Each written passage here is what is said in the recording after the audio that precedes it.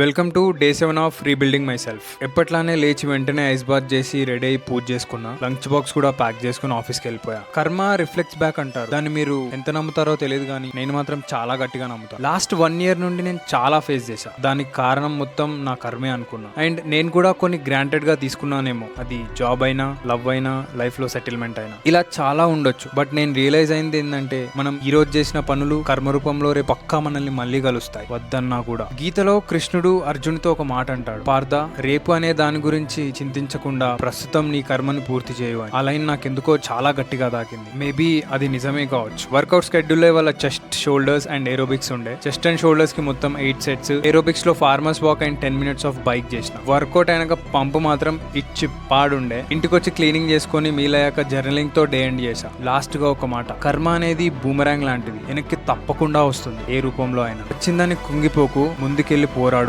అంతే.